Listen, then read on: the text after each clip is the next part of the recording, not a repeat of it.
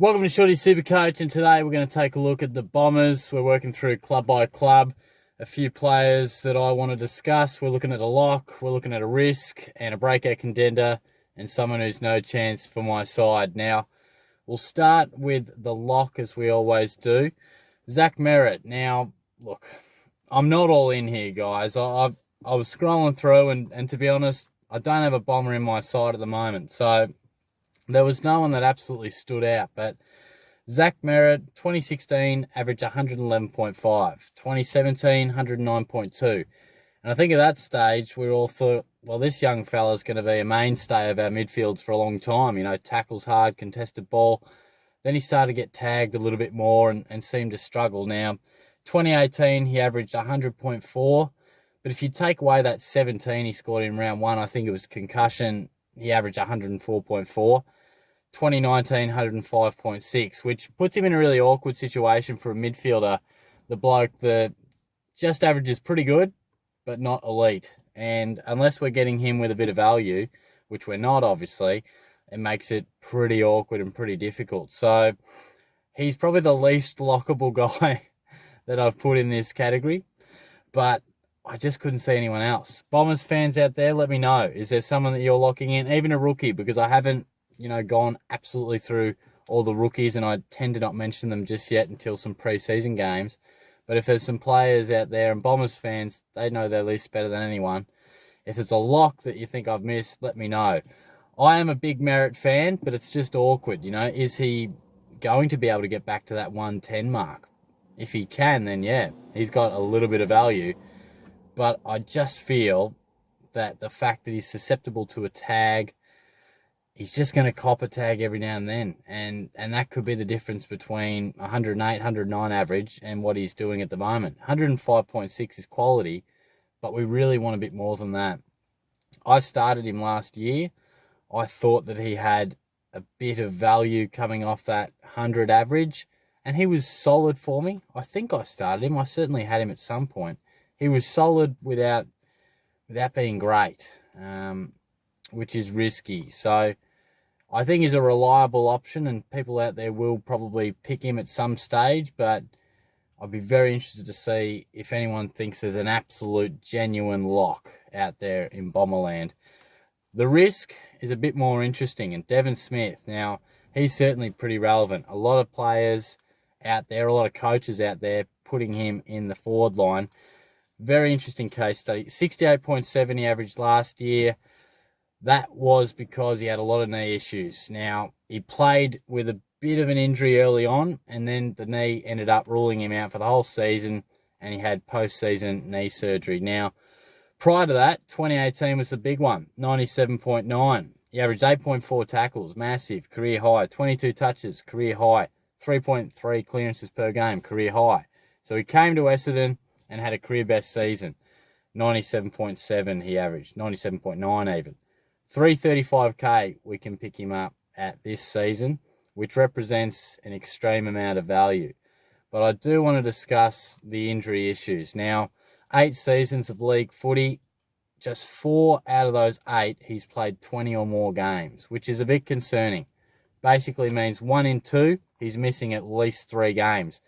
And in some of those counts, he's played 7 games last year, 12 and 16. So he's certainly missed a fair chunk of footy throughout his career. And he probably isn't a proven scorer. 2018, fantastic. Great average. But other than that, 2014, 91.2, 2015, 89. Now, it is worth noting that our forward line seems pretty light on. There's not a stack of players out there that we think can average 95 plus. You got Whitfield, you got Dusty, Walters, Heaney. Other than that, there's probably not a stack that come to mind in terms of being very, very high-end, I guess, high-end premiums. We've got guys that can certainly average mid-90s, and Smith puts his hand up for that.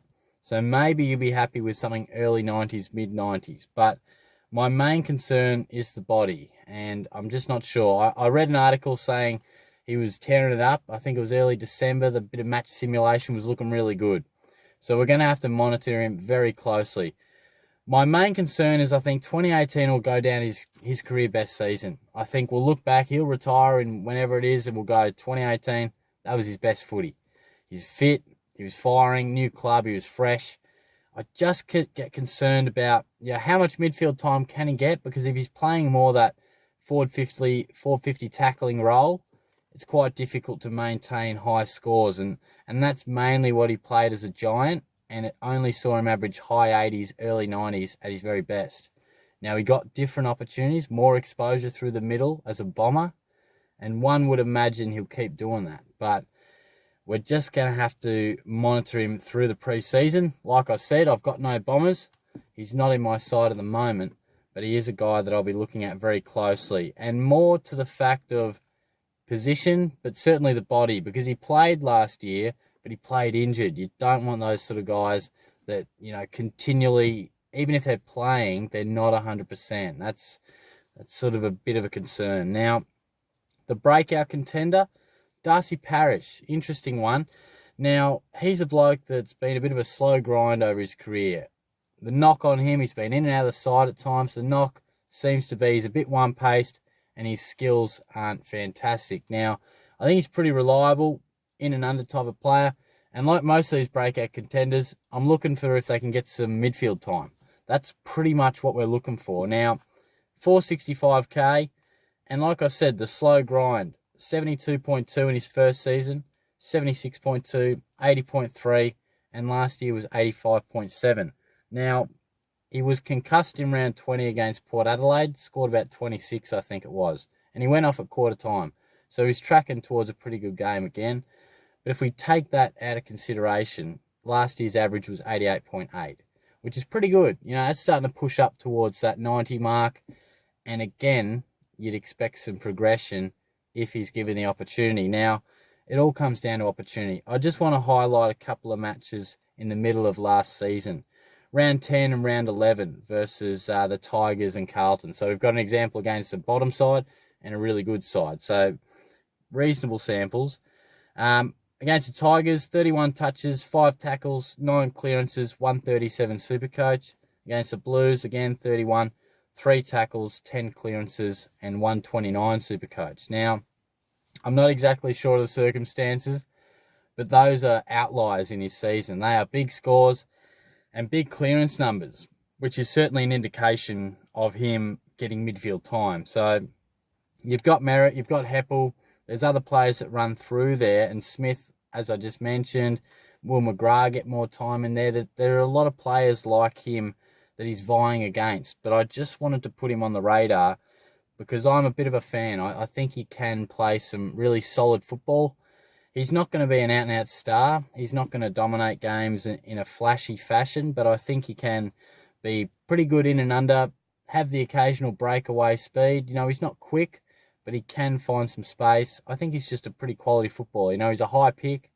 I think if he's given that opportunity, I think he can definitely lift that average into the 90s, which would then make him quite an interesting and relevant selection. Haven't seen him in many sides at all. I don't know if I've seen him in one, but I just want to put him on the radar. And at the very least, he could be a pretty handy draft option. So he's one to watch. And who's no chance on my side? Well, I just touched on him, Andy McGrath. Unfortunately, he's one of my favourites, but he's no chance. Now, he lost the dual position status, which just hurts. He previously, defender, midfielder, gave him a little bit of juiciness, but last year I was talking him up. But he's just been a bit of a tease. First season, averaged 70.7. Really, really good first up.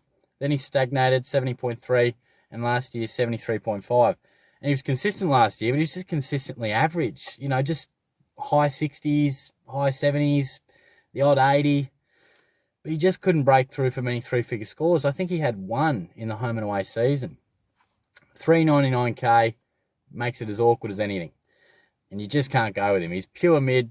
We just can't do it. Now, one reference point, 30 touches in the final. Tough day for the Bombers, but he was a shining light. Had 30 touches, 108 SuperCoach points. So, again, drafted as a midfielder, number 1 pick.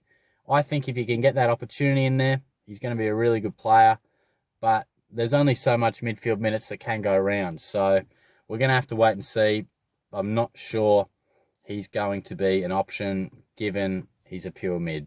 And pure mid, priced the way he is, super awkward. A lot can go wrong with that. So we'll just have to wait and see. And I'm looking forward to see when the stringer stuff starts to happen. You know, every preseason we get our annual dose of stringer dynamic player, big-bodied mid. You know, he'll go through there, a bit more exciting player. And there always seems to be the odd people who just get excited by the package and think he's going to explode. Now, just let's not get drawn into that, shall we? But look, that's the Bombers for you. And I tell you what, I'm absolutely sweating it up in here. I drove around for about 10 minutes before I did this video because it's a hot day. I drove around just to take the edge off the heat in my car. Normally I have it parked in the garage, but it's out in the sun today. And it's bloody hot in here. I had the aircon going just to calm things down. But I tell you what, I've been talking for 10 minutes and I'm sweating bullets. You probably see me through the video. I feel like I'm playing out in the Australian Open at the minute. But look, let me know what you think about the Bombers. Hopefully you're enjoying the previews. I've got, what do we got? The Dockers next up. There's quite a few interesting ones. I was doing a few notes the other day. Certainly a lot of breakout potential at the Dockers. So I'll wrap it up there. Appreciate all the support. We're really starting to get going in the SuperCoach pre-season now, so I'm sure you're enjoying the content. I certainly hope you are. Share it around, tell your mates, subscribe, and I'll be back soon. Cheers.